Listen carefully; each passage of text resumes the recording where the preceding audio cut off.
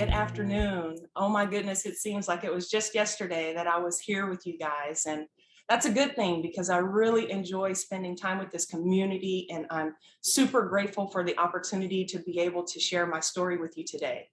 Like words cannot express the gratitude I feel. I have this huge, like this enormous sense of gratitude for life, for opportunity, for health, for connectivity and relationships, for laughter, for purpose, and especially sports. If it weren't for sports, I would not be working for Nike today. If it weren't for sports, I wouldn't be a two-time Hall of Famer. If it weren't for sports, I wouldn't be a WNBA champion. If it weren't for sports, I wouldn't be an international athlete. If it weren't for sports, I wouldn't be an All-American. I wouldn't be a four-time state shot put champion. If it weren't for sports, I wouldn't be an undefeated basketball player as a middle schooler. If it weren't for sports, where would I be? No one knows. Only one could imagine. If it weren't for sport, I wouldn't be who I am today. I've been able to be introduced to so many people throughout my career. You've heard how sports have changed the lives of people, saved the lives of people, and that's true for me too. But the bonds and the relationships that I've been able to build, women who I to this day call my sisters, through sports, I've made these connections. I've been able to travel the world, across the globe, immerse myself in different experiences and different cultures just because I was participating in sports. I think about the delicious food in Italy and the beautiful people in Italy. A big ciao to my Italian teammates. The beautiful beaches in Spain, beautiful people in Spain. Hola to my Spanish teammates. The Holy Lands in Jerusalem and Israel and the beautiful people there. Shalom to my my Israel teammates. And then the beautiful people in Turkey. I was introduced to chai tea in Turkey. Merhaba to my Turkish teammates. I've been able to meet celebrities, which is really cool. I'm going to name drop here, but Whitney Houston. Some amazing experiences, some fun adventures, and I'm grateful for them all. But I'm especially grateful for the healing and the growth and the development and the evolution that I've gotten through sports. So today I'm going to talk about the healing power of sports. And after today, I want you to walk away with three things. Number one, I want to change the outlook that you have on sports. I want to show you how sports can help you in your own growth and development, evolution, and your own healing and mental health.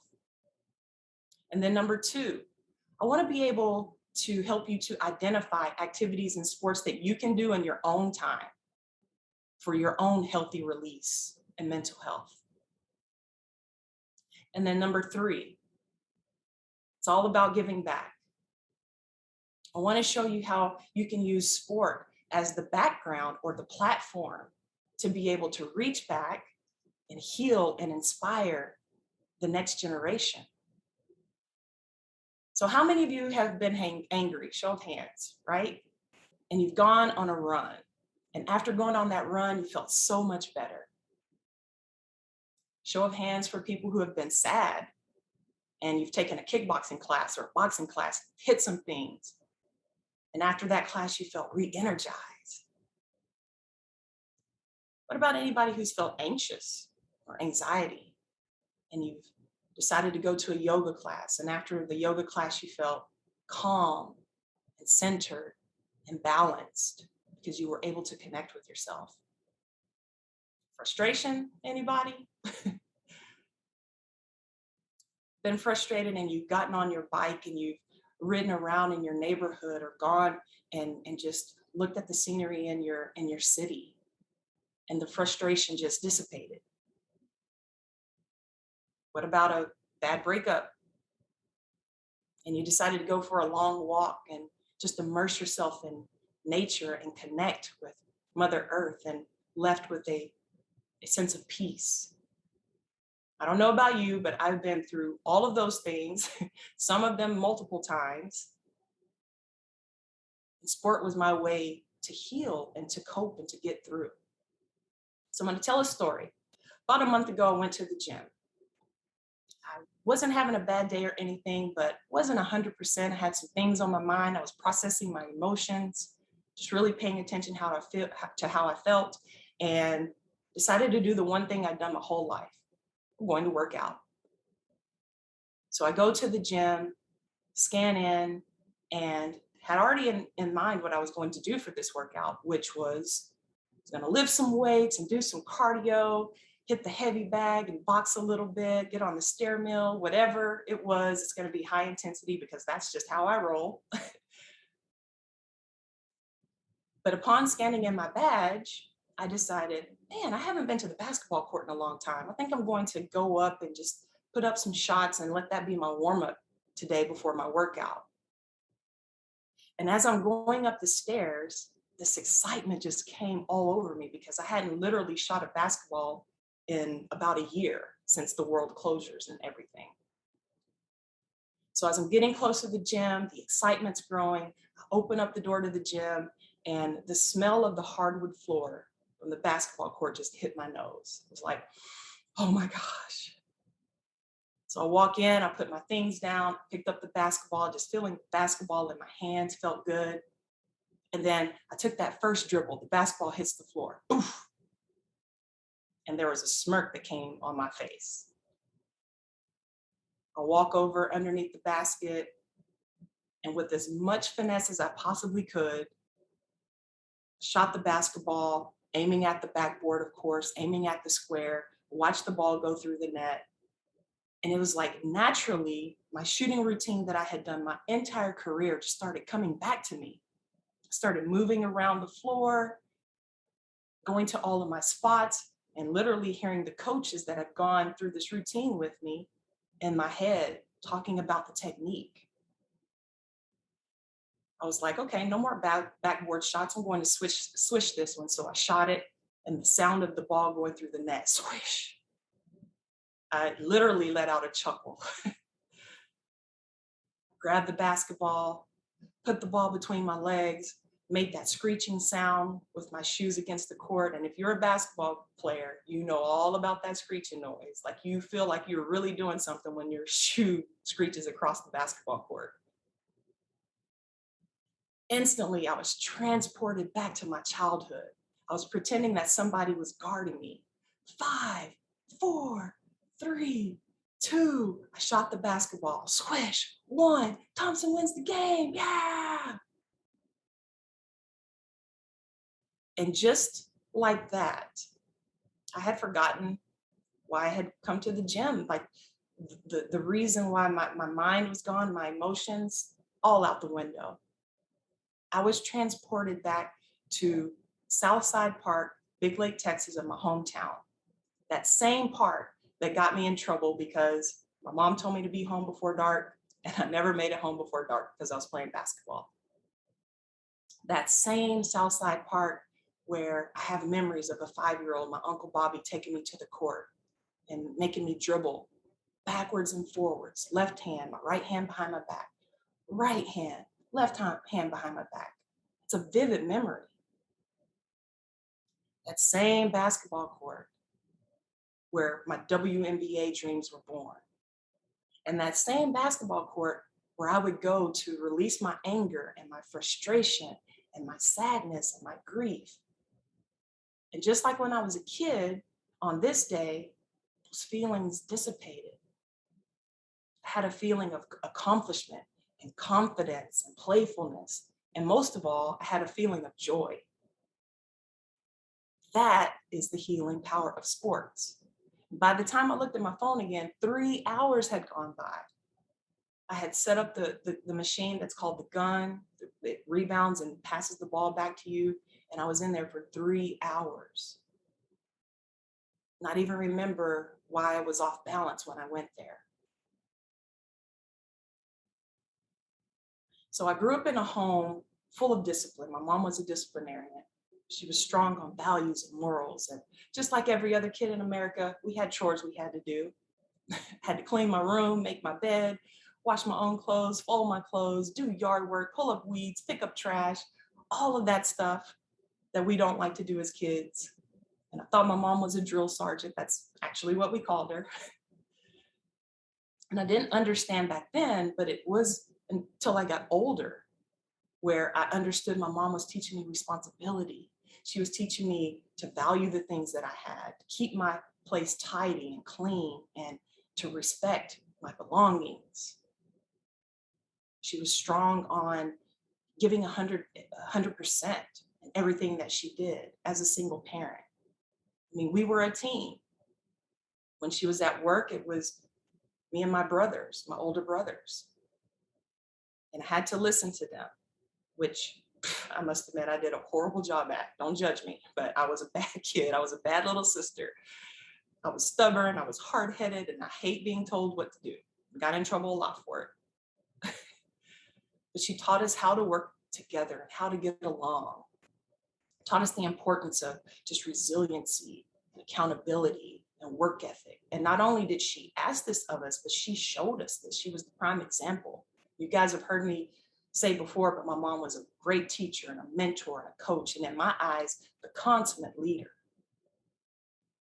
Expectations and the standards were high in schoolwork, housework, spirituality and faith, relationships.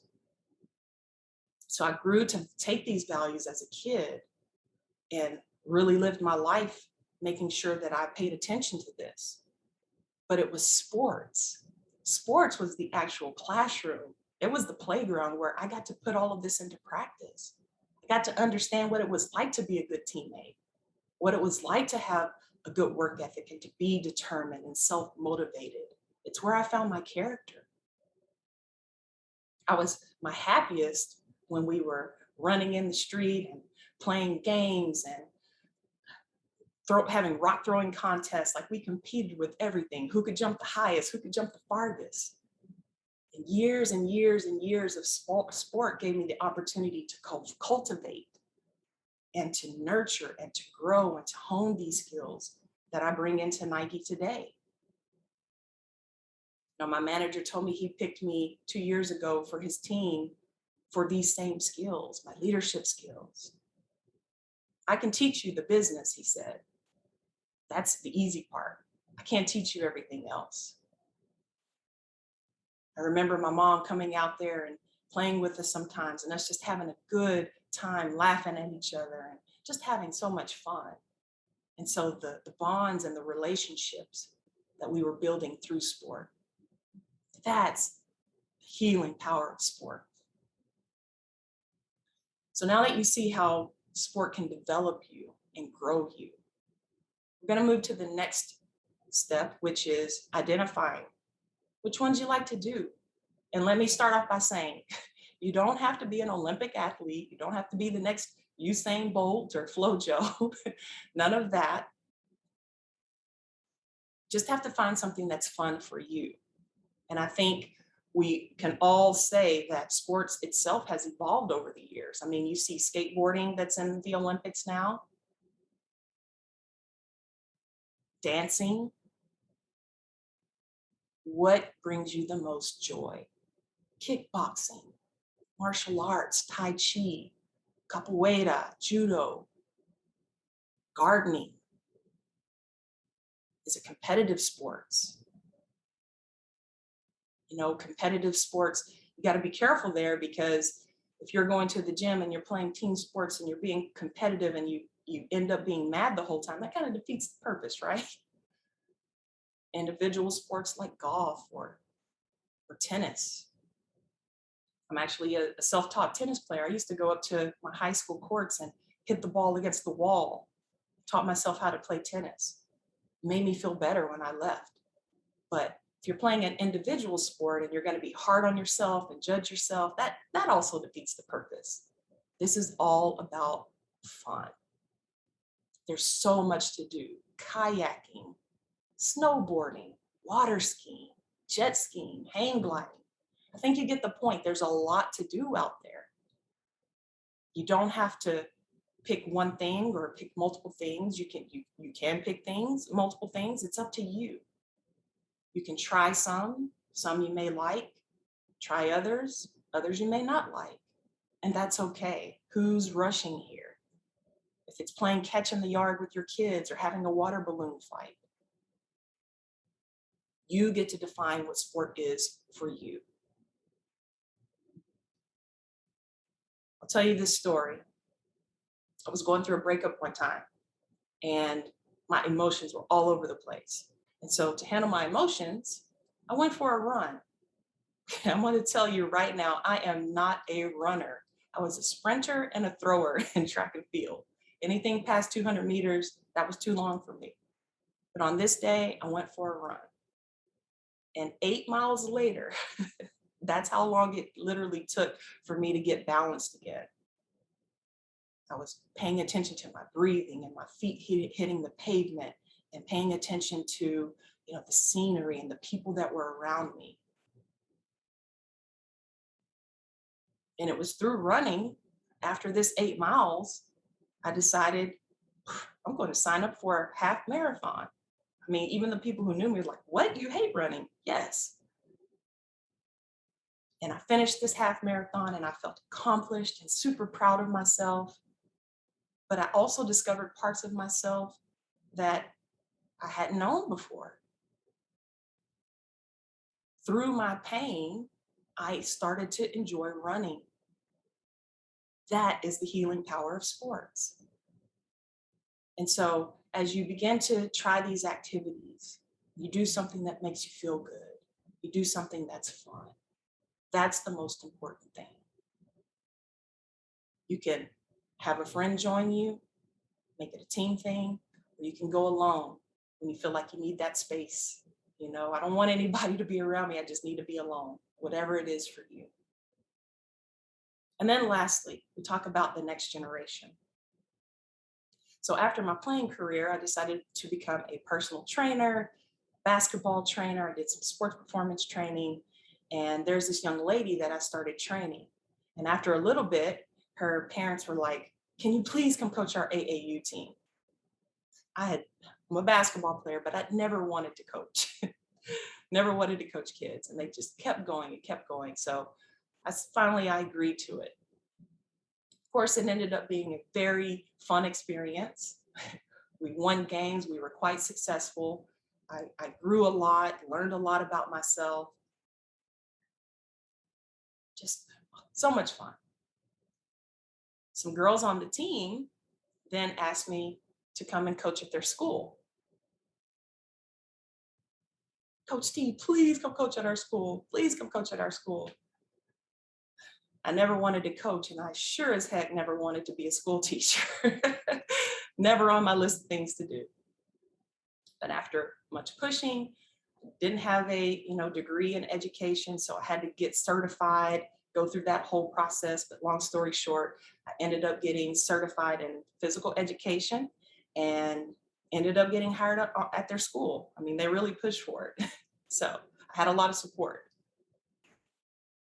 So get the job. My first year, I was actually an in-school suspension teacher, ISS teacher. And then the next year, a PE teaching position opened up. And you guys know high school kids, they do not like to exercise. It is the generation of technology, and the only exercise is them working those thumbs on the phone. So I go into this class, and not only did I have kids that didn't want to participate in exercise, they were expecting me to pass them and give them a good grade for not exercising. So remember, I come from the school of my mom, Patricia Thompson. I'm not having that. You have to work hard for everything. If you want it, you have to earn it. So the expectation for me to them was, you guys are going to participate if you want a good grade. And then if not, you're going to fail the class. You have to suit up and you have to actively participate. So it was important for me not to just talk to them about the importance of sport, but to show them the importance of sport. And little did they know, Coach T is a big kid. I was probably going to have more fun in the class than them. And I knew it was going to take some time, but I was willing to put in the work, and I knew it was going to have to be creative with the games that I came up with. So we did it all: dodgeball, battlefield. We had those pool noodles. We played noodle tag, and that just really gave them the opportunity to hit on me and me to hit on them. Like, it was just so much fun.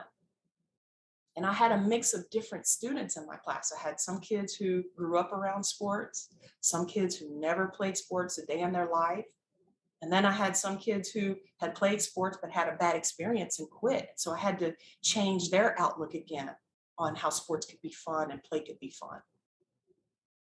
Went outside, we played relay races, we did everything. And it was beautiful and amazing to watch the transformation of these kids go from angry, depressed, sad, isolated, to thriving teenagers who loved and supported each other. We chest bumped and high-fived and hugged, and they looked forward to talking about the games we were going to play next. It was beautiful. For my basketball athletes, it was about coming to practice, leaving all of your emotions and anything that happened from first period to seventh period, we leave it at the door. I want this to be a safe place for you to come and just have fun, play basketball. It was difficult at first, but 99% of the time, by the time athletic period was over and they had to go back and revisit what they were angry about from second period, they didn't even remember. I had my partner Farah come in. She did yoga, meditation with them, and they looked forward to it. So now I'm watching these young ladies who were always fighting each other and jealous and having behavioral issues in classroom and at home. Parents coming to us saying, "What are you guys doing with them? Like, this is, my kid is different. She's happy. She's smiling more." Setting the expectation of respect, and then they looked forward to it. "Coach T, can we meditate today? Coach T, can we do yoga today?" Such a beautiful thing to see. And so the important thing, other than just teaching them how sports could be fun, it was also showing them that it's not always about winning, but it's the lessons that we learn from the wins and the losses. It's those same lessons and skills that got me to Nike. It's the same lessons that will help them to land their role, whether it's at Nike or somewhere else, or even if they decide that they don't want to work, at least they know that they've been empowered by sport. At least they know that they can give back through sport, just as I've been able to do. You know, my mom always said this to me, and I quote, "You know, Chelle, basketball is just the platform for you to do bigger and better and greater things in life." When I was young, I never understood what she meant. Now I understand, because it's through my professional experiences as an athlete that I get to be on this call with you guys, that I get to connect with my kids. Like, I had my little entourage walking around the school. The kids I played basketball with, they thought it was cool. It was a WNBA player. They were like my bodyguards, my guys, and then my girls, they were just on my hip. Like, it helped me to build these connections and these relationships that I will never forget. Still keep in touch with some of my kids. The kids need us. They need great coaches. They need amazing mentors. They need people who aren't going to yell at them, especially our ladies. You know, females dropped out of sport twice the rate of boys by the age of 13. They don't have fun. We have to reshape and reinvent what sport means to them, and then let them define it for themselves. If it's kicking the hacky sack or throwing rocks, whatever that is, as long as it's enjoyable for them. And then letting them to understand that they can take these lessons. These are lifelong lessons that they will always carry with them. And as they play the game of life and work, it's playing the game of collaboration. It's playing the game of support and encouragement and inspiration, of hard work and practice, and especially resiliency, of purpose. Our kids need sport. They need us. We need sport. We all need sport and can benefit from it. So, in closing, I want you to change your outlook on sport. How can you develop from it? How can you help the kids to develop from it? How can you heal from it? How can it be a healthy release for you? Number two, identify what that is. Remember, there's a lot of things to do out there. As long as you're not hurting yourself or other people, and you're having fun doing it, that's sport. If it gives you joy and happiness, peace, that's sport. And then lastly, of course, giving back to our kids, showing them that it's not about the wins and losses, but what we learn from them, how to play in the game of life. We're all playing in this bigger game of life. And with that, as you choose for yourself, I wish you the best of luck of finding what sport means to you, of finding fun for you. And more than that, I wish you peace. I wish you happiness. I wish you love. I wish you joy. And more than anything, I wish you a whole lot of fun. Thank you so much for listening. It's a pleasure being here with you guys. Peace and love. Thank you.